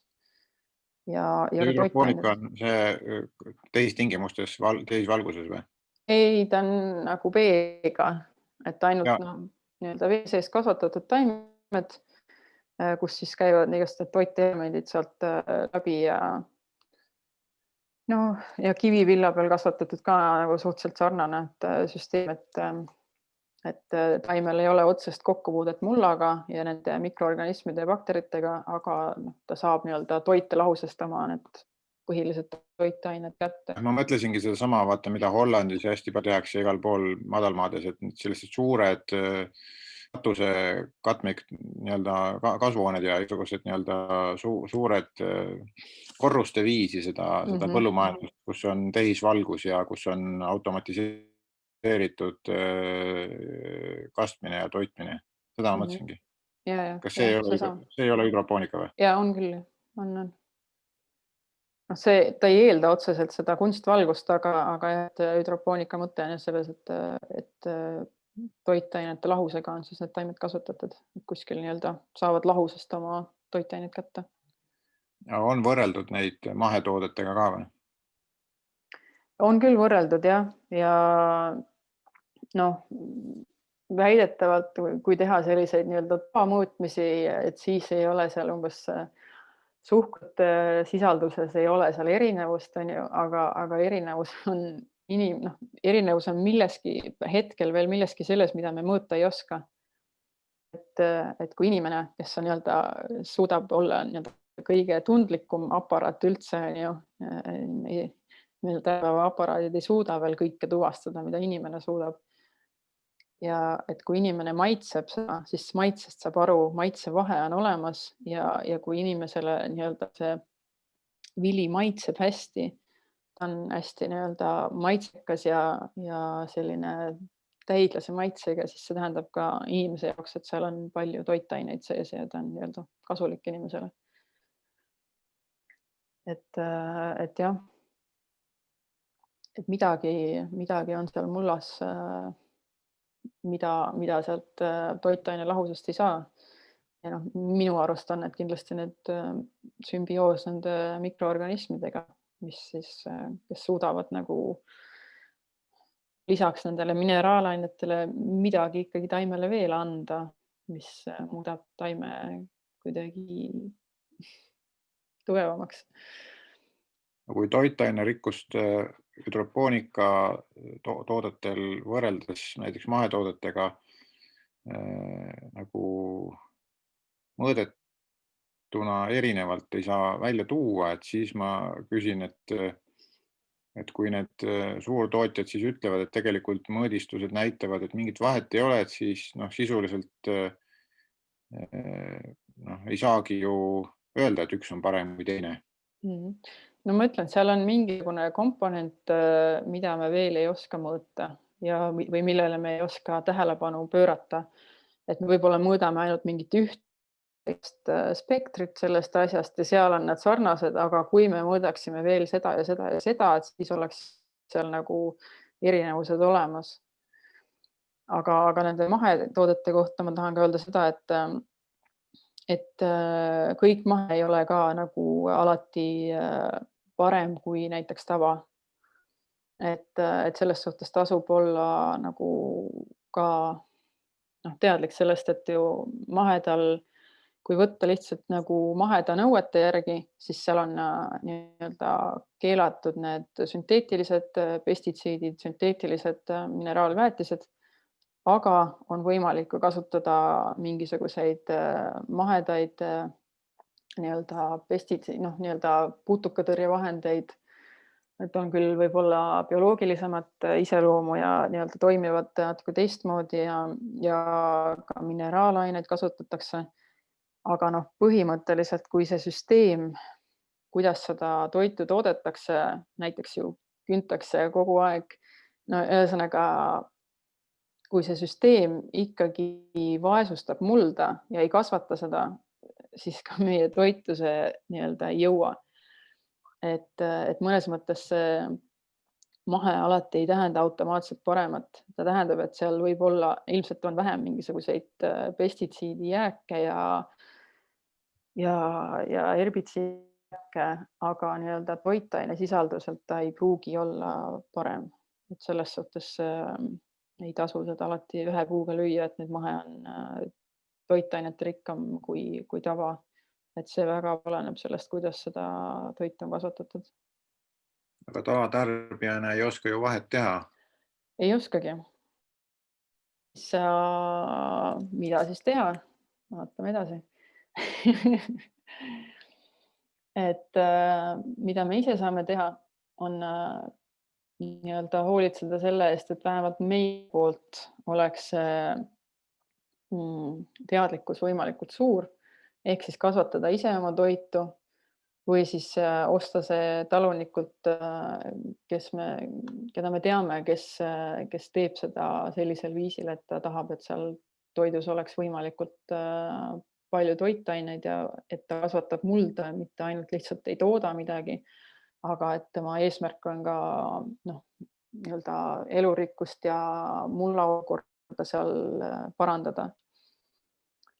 Ja et mida me veel saame teha, et komposteerida oma jäätmeid, köögijäätmed, nii-öelda inimesest väljuvad nii tahked osad kui vedelad osad, et see on kõik nii-öelda ringlus, mida me võiksime sulgeda. Et kui me oma selle ilusti lähme WC-sse ja teeme seal oma häda ära ja laseme siis puhta joogiveega selle kõik kuhugi minema, et siis see on nagu, meie juurest on see probleem lahkunud, aga keegi teine peab siis tegelema selle nii-öelda meie probleemiga, aga selle saab pöörata ju nii-öelda tagasi.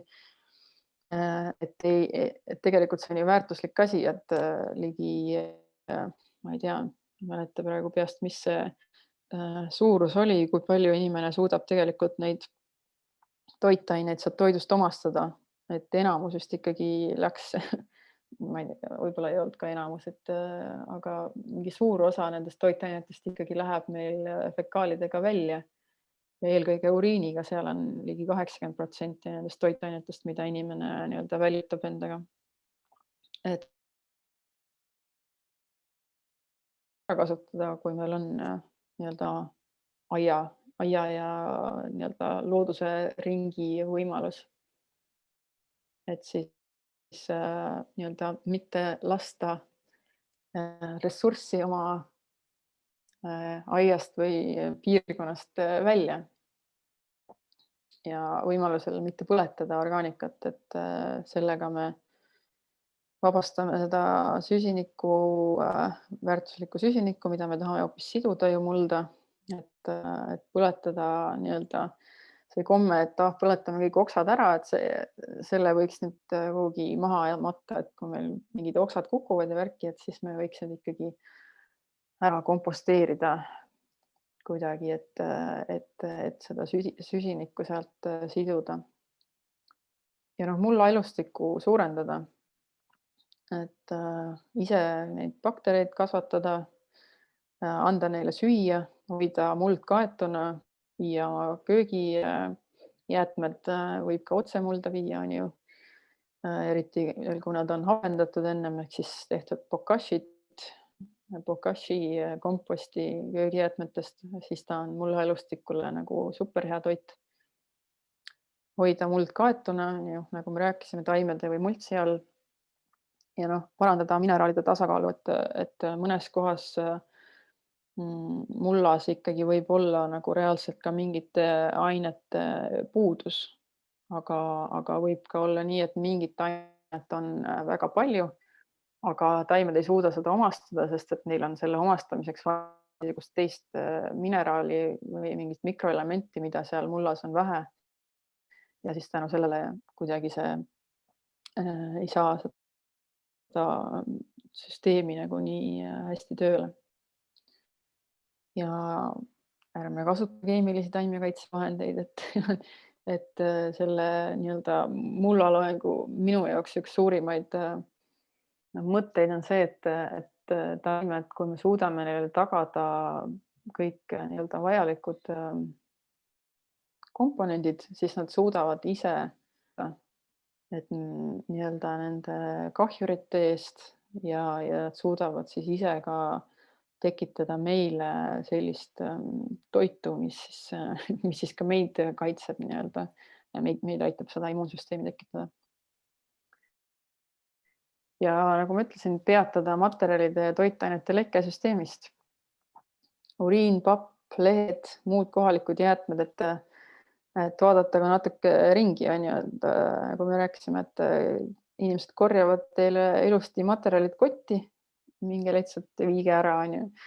Et vaadata ka laiemalt, et mis teil seal kogukonnas ümber tekib, mingit orgaanikat, mida saaks ära kasutada väga nutikalt.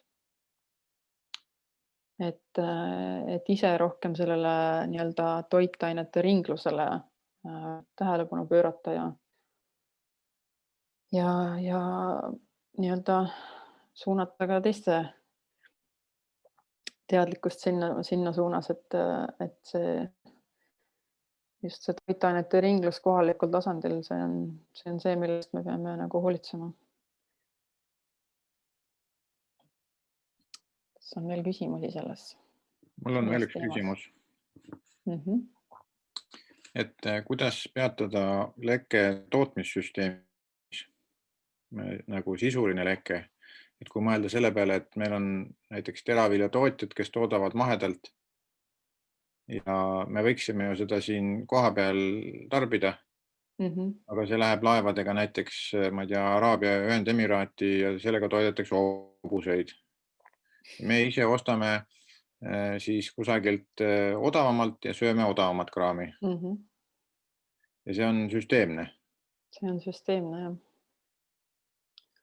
Kas siin on niisugune väljapääs? Turutingimustes ei olegi väljapääsu? Jah, see on see ühtne kaubandussüsteem, on ju.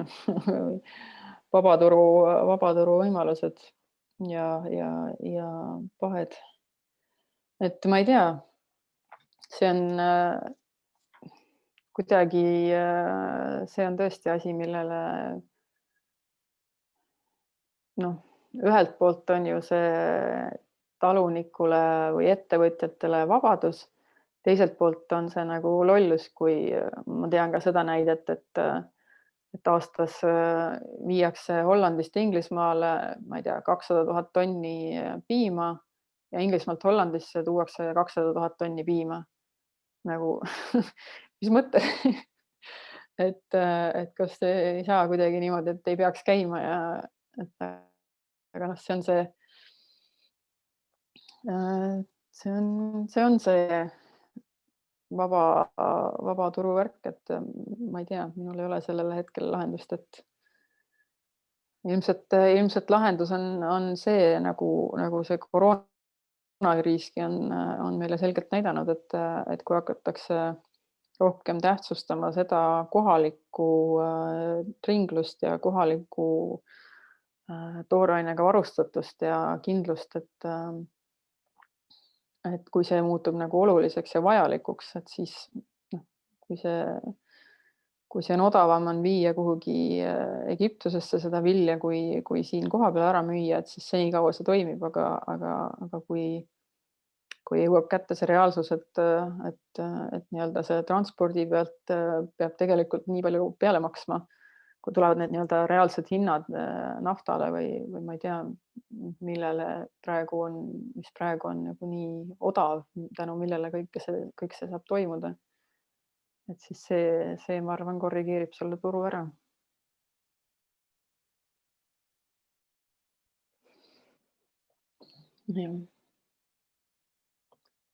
Nii, aga mul on nüüd teile üks oluline küsimus. Kui me ikkagi räägime nii-öelda inimmõõtmetest ja nii-öelda oma aiast, et siis mis see kõige olulisem tegur on selleks, et meie aed toimiks ja kannaks vilja ja muld kasvaks ja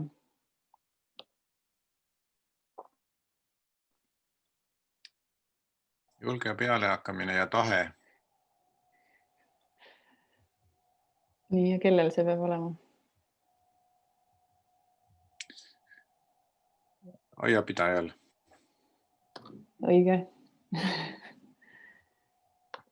Et kõige olulisem tegur aia toimimiseks on aednik. Et kui aednikku ei ole, siis üldiselt loodus võtab üle ja aed kasvab võssa.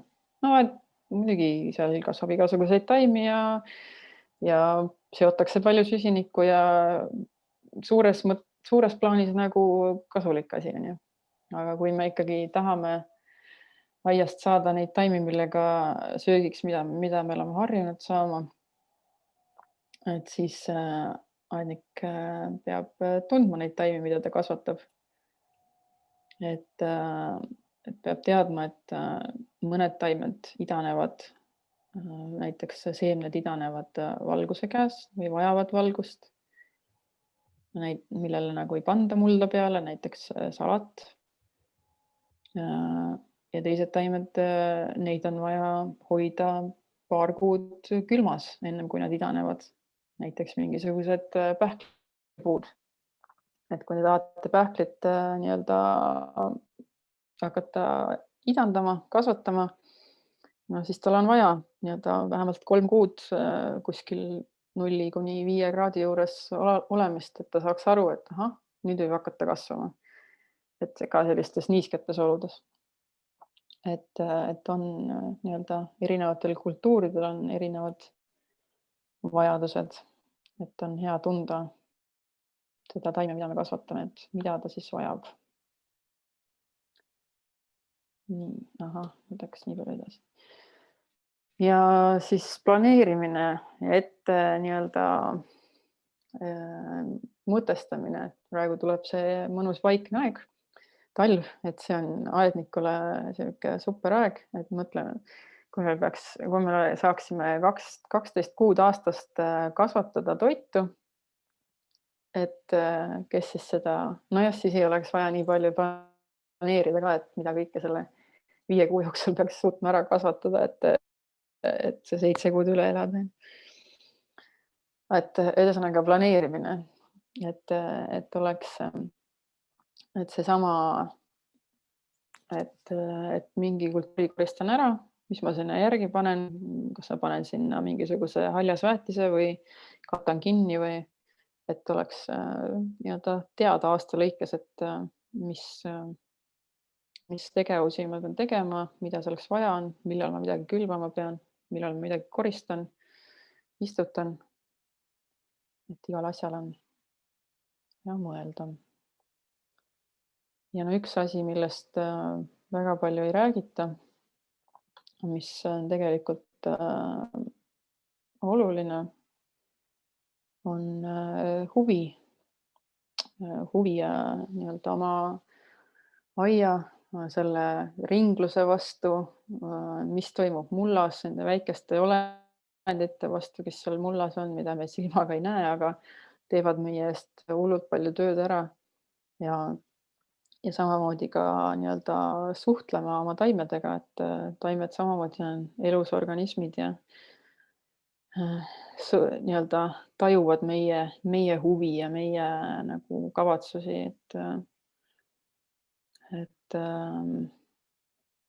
kui minna, seda on ka väga hästi ära näidatud, et kui minna kuhugi tuppa ja juba mõelda seda mõtet, et ma nüüd võtan selle taime maha või ma ei tea, kisun ta juurtega sealt potist üles, et siis on näidatud ära, et taimel on reaktsioon selle vastu. Taimed tajuvad seda, taimed tunnetavad seda. Ja samamoodi nad tunnetavad teistpidi, et kui me nii-öelda soovime, et nad kasvaksid ilusad ja suured ja nii-öelda suhtume neisse kui selles mõttes meie abilistesse, kes aitavad ka meil nii-öelda elada, et siis nad hea meelega koostööd ja kasvavad ilusaks suureks ja meie rõõmuks. Kuidas sina seda käsitled? Kas taimed on nagu inimkonna teenistuses? Kas vilja võtmine või nii-öelda selle saagi koristamine, kas see on nagu nende kingitus või et inimene võtab või kus minna võtma? Teed vahet? No seal ongi väga suur vahe on ju, kas sa lähed lihtsalt võtma või sa lähed tänulikkusega, et nii-öelda suhtumise vahe, kas üldse on nagu seda suhtumist või sa lihtsalt lähed ja teed nii-öelda anonüümselt asju, on ju, et noh, minu jaoks on ikkagi see, et me võime olla taimele nii-öelda tänulikud selle eest, et nad on meile andnud seda vilja ja siis ma arvan, et taimed on ka nii-öelda valmis seda meile andma. Aga kui me lihtsalt läheme ja võtame ja nõuame oma õigust saada seda, koristada seda vilja või siis üldse kuidagi ei suhestu selle taimega, et siis see on võtmine, jah. Siis see on nii-öelda ärakasutamine. Et minu jaoks on seal nagu see kavatsuse ja suhtumise vahe, millega on väga raske on nagu seost näha. Aga see on tajuda. Peab lihtsalt õppima häälestama sellele. Nii endas kui taimes.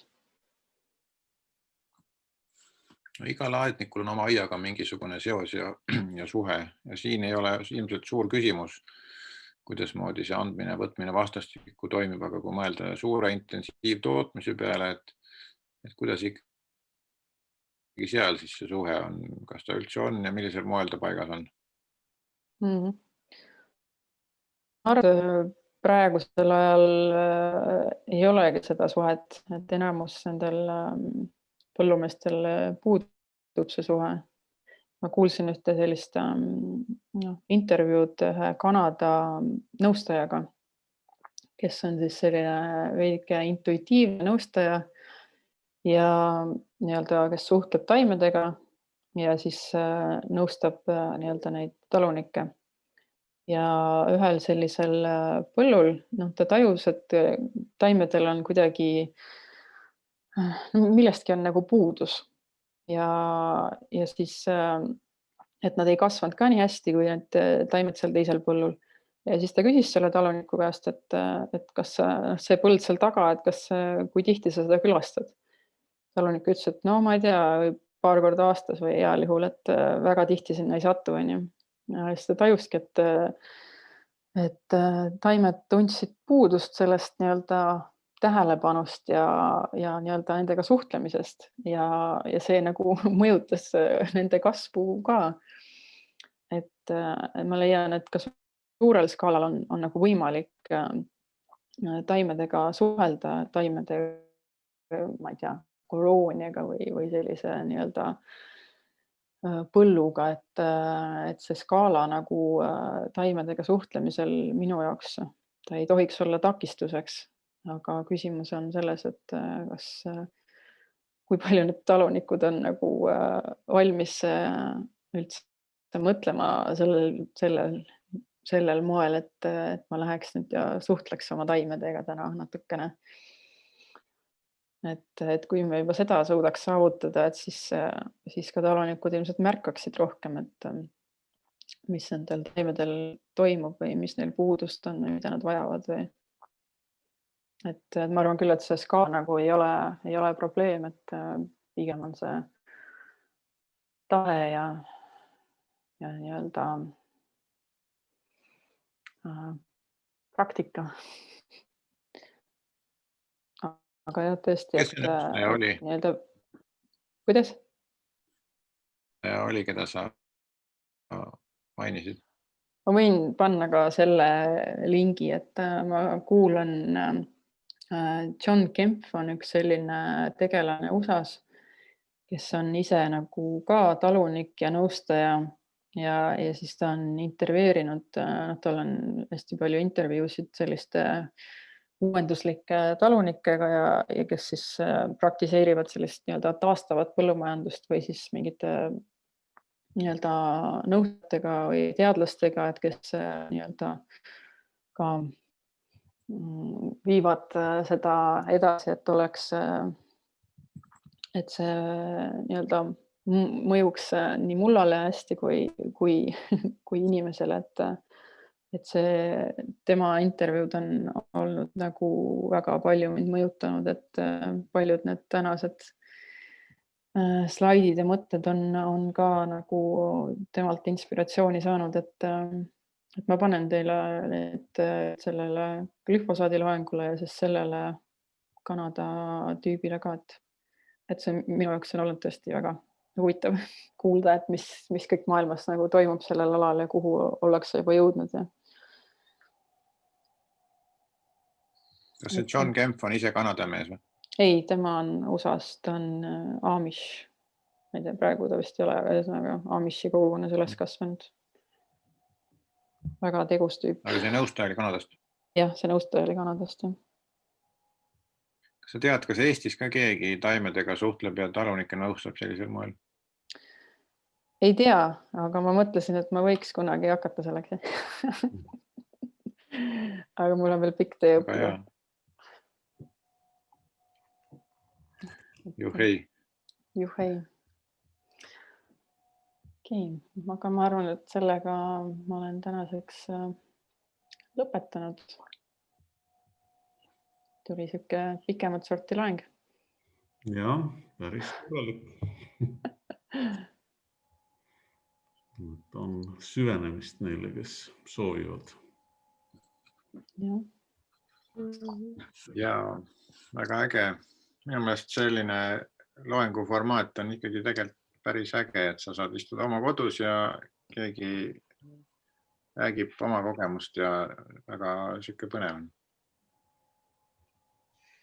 Et võib-olla peaks Kaia Akadeemias seda isegi täitsa kuidagi veel juurutama või hoidma neid vilistlasi niimoodi mõnede põnevate loengutega aeg-ajalt ühenduses suuremas ringis või. Et sellisel viisil saab ju ka välismaalt nii-öelda loengupidajaid kaasata, et neil on ka nagu lihtsam. Meil ka põnevam. Ja, seda võib täitsa teha.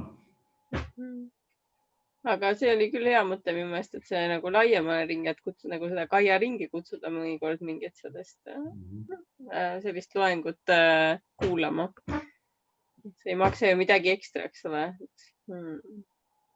On natuke ainult orgunni, aga kui keegi näiteks on valmis mingeid oma kogemusi jagama või siin selles ringis on ka ilmselt hästi palju erinevaid inimesi, kellel on erinevaid kogemusi, et see üks on see loengute kuulamine, teine on mingi selline kogemuste jagamise virtuaaltuur nii-öelda. Jah. Mingil kindlal teemal on ju. Jah.